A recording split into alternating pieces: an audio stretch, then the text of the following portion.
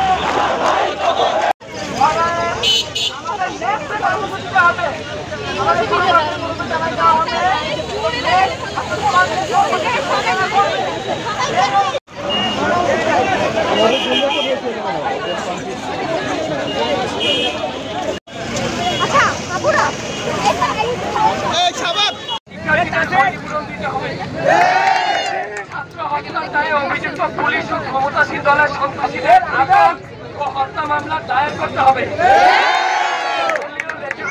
ছাত্র রাজনীতি নিষিদ্ধ ও ছাত্র সংসদ চালু করতে হবে।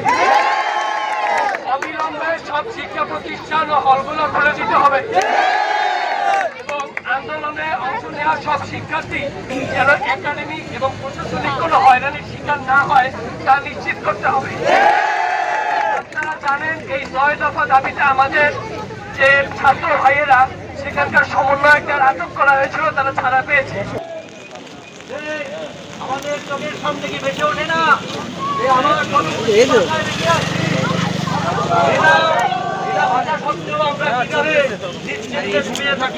কিভাবে নিজেকে ঘরের মধ্যে আবদ্ধ রাখি।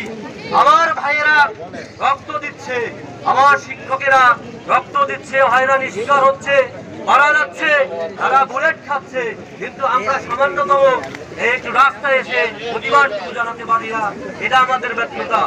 তাই আমি আপনাদের অনুরোধ জানাতে চাই,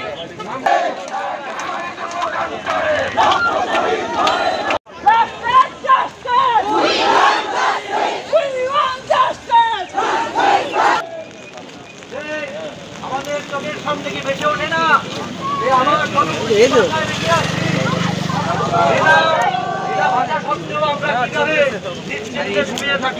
কিভাবে নিজেকে ঘরের মধ্যে আবদ্ধ রাখি।